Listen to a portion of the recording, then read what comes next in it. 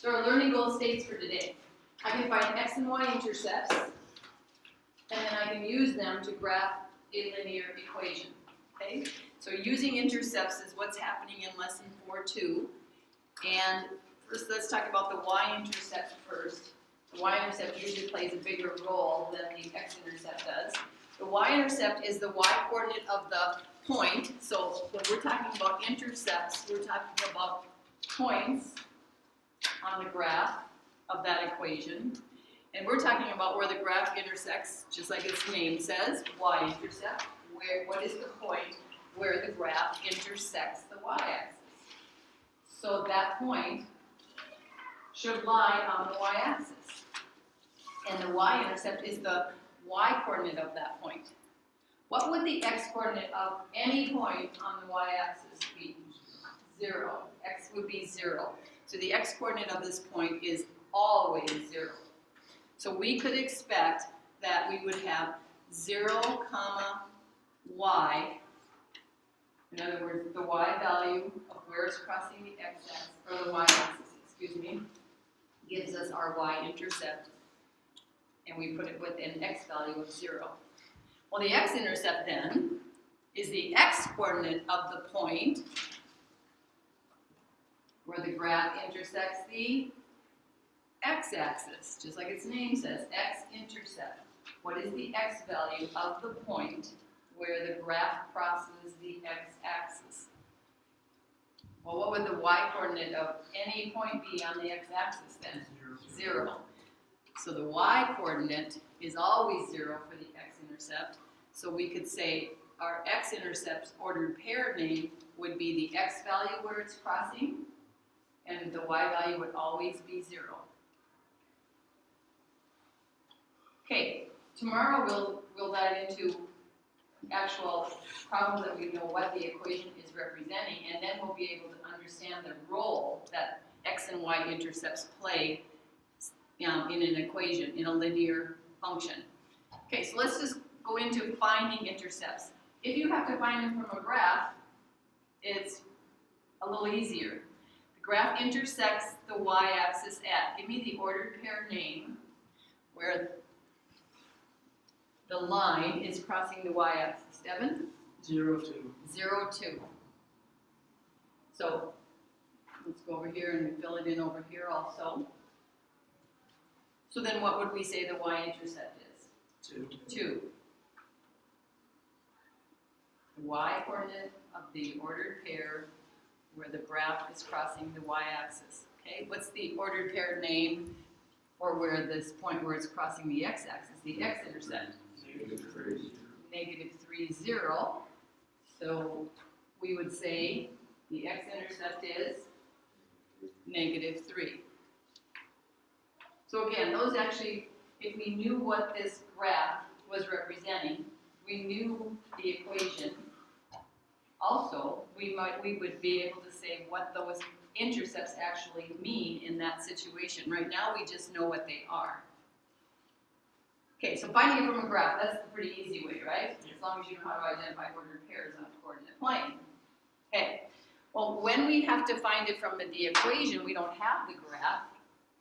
So here we have an equation, negative 3x plus 5y equals 30. Can you tell me something about that equation? Is it linear? Yes. Okay. What else can you tell me about it?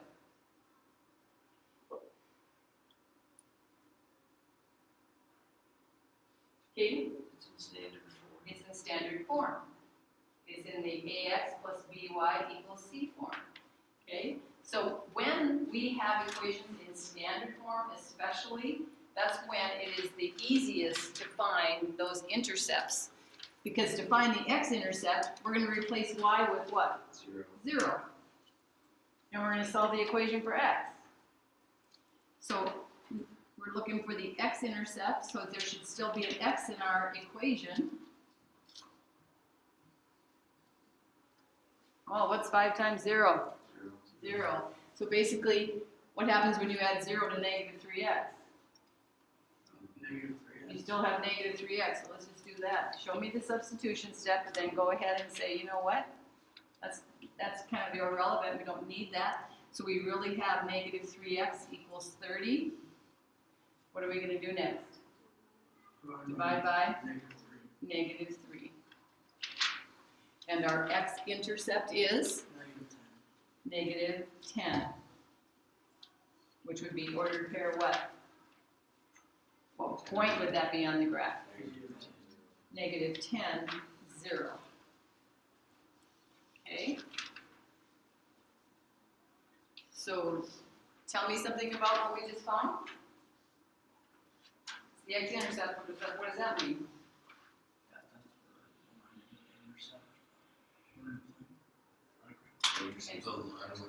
And where would it intersect the x-axis specifically, right? It's the point on the line where we cross the x-axis. And we know it's a line because you already told me it's linear, right?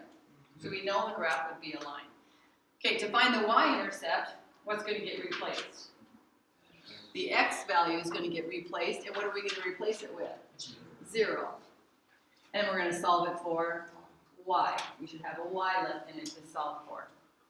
So we're going to take the same equation that we have, and instead of replacing the y with 0, we're going to replace the x with 0. And solve the equation for y. So again, negative 3 times 0, that'll be 0, right? 0 plus 5y, we'll still have 5y.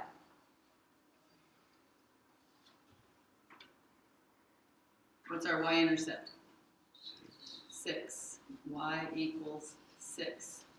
The y-coordinate of the point where the graph intersects the y-axis. Okay? So now, what ordered pair would this be?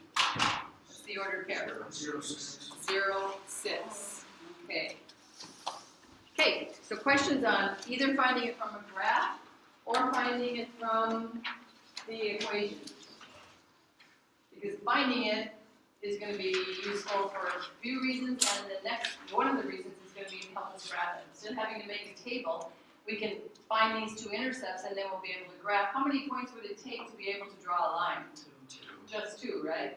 Okay, so let's go to the back and let's find intercepts and use them to graph. So, when I already talked about this, when the linear equation is in standard form, using the intercepts to graph it is the most efficient way. So those are things you want to start keeping in mind. When would it be most efficient to use a table? When would it be most efficient to use the intercepts? And then we're going to learn some other ways, and you're going to be able to say, well, maybe these would even be better. So is number 3 a linear equation? Yes. Yes. Okay. Is it in standard form? Yes. Yes. Why is that a big deal?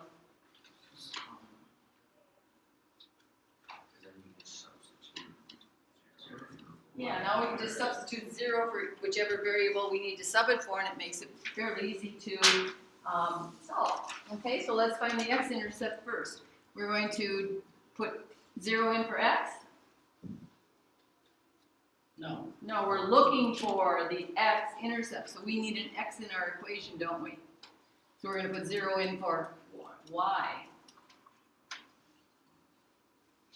Again, we get to just cross that out and say we have 2x equals 4, divide both sides by 2, and x equals 2. So we have ordered pair 2, 0. So we can go over to our coordinate plane and plot our point at 2, 0. Now, by the way, on a coordinate plane, when you're just graphing like equations, and they're not representing a particular situation. Like we have no idea what this equation is representing, what real situation it's representing. We do not have to worry about numbering out the axes or numbering up, but we do have to. So the reason I did this, I put 1s here, is because I want us to, when a coordinate plane is not numbered, that we typically go with that's going by 1s. The grid lines are each representing one x value or one y value at a time. If you're going to change the scale so that you can fit your data better on the graph, then you have to show that. So if you're going to go by 2s, then you would have to write here that you're going to go by 2s on the x-axis, but you're still going to leave the y-axis as 1s. That's okay. But you have to make sure, so we don't have to keep numbering it out necessarily, no, you don't need to do that. But you and whoever else is looking at your graph should be able to tell what the axes are going by. And if there's nothing there, we're going to assume what? It's going by ones. Okay, let's find the y-intercept now. So what are we going to do when we find the y-intercept? Substitute 0 in for x and solve it for y. Well, we said we get to just cross that out. So do we know our y-intercept already? No. No, because this is a negative y equal to 4. What do we need to do now? Divide by negative 1. So our y-intercept, the y value of our y-intercept is negative 4. So now we'll go to negative 4 on the y-axis, plot a point, and now you'll use your ruler as a straight edge to draw a nice straight line, as you kept calling them yesterday. I love how you guys call lines straight, but yet you don't make straight lines.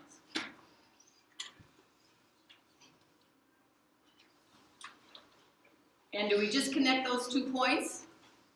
No, it's got arrows. No, we've got arrows because we don't know what this is, what situation this is. I'm not doing a very good job drawing my line. We do not know what this situation is that it is representing, so we are going to just have to keep extending it. As far as we know, it can have positive and negative x values. It can have positive and negative y values, so it goes on forever. It has a domain of all real numbers and a domain and a range of all real numbers, as far as we know. Okay, questions, anyone? Okay, let's go look at number 4. Is it linear? Yes. Yeah. Is it in standard form? Yes. Yeah, just not the typical standard form because it has what? Fractions for the A and the B, okay? But that's okay. So we could either rename it first and then work with it, say we should still get the same answer, or we can just leave it like it is. And let's see if we can handle leaving it like it is, okay? So to find the x-intercept, we need to find x. So we're going to put 0 in for y and solve it for x. So those get to go away. 1/3 x equals 2.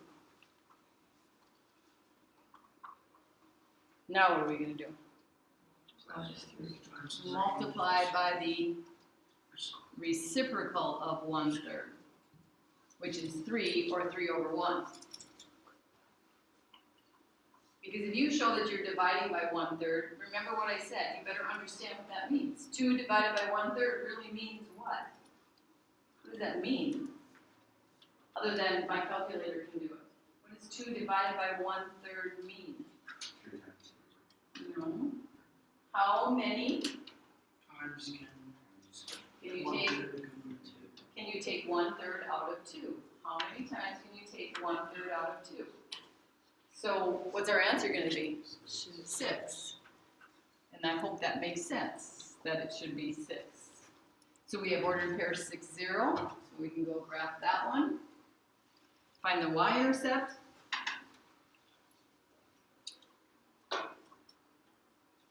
And what are we going to sub in for what one? Not this time? 0 in for x.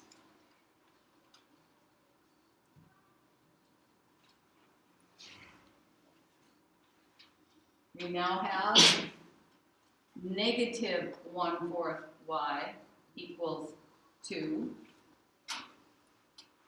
What are we going to do now? Multiply by negative 4 over 1, because that would be the reciprocal of negative 1/4. If the number is negative, so is its reciprocal negative. And we have 2 times negative 4. On the other side, I'm not going to use this fraction form. And we end up with negative 8. So 0, negative 8 is where we're gonna plot our y-intercept.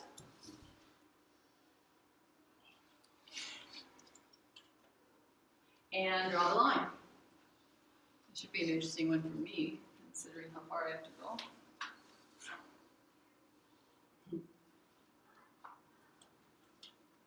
Okay, fairly good. So arrows at both ends, unless we know that it needs to stop. We don't know that this one needs to stop. The domain is what for this one? All real numbers. All real numbers. What's the range? All real numbers. All real numbers. In other words, there are no restrictions on x, there are no restrictions on y. Okay, so finding intercepts, using intercepts to help you graph. This is the beginning of I am not going to accept lines drawn freehand, or even if they're jagged and you say, I use the straight edge, I'm gonna be like, well, you better learn how to use it better. You need to make good lines, okay? So, anybody have any questions? Okay, why don't you get out loose leaf and write down the assignment, and shortly here I'll hand you out the graphs handout for when you have to graph.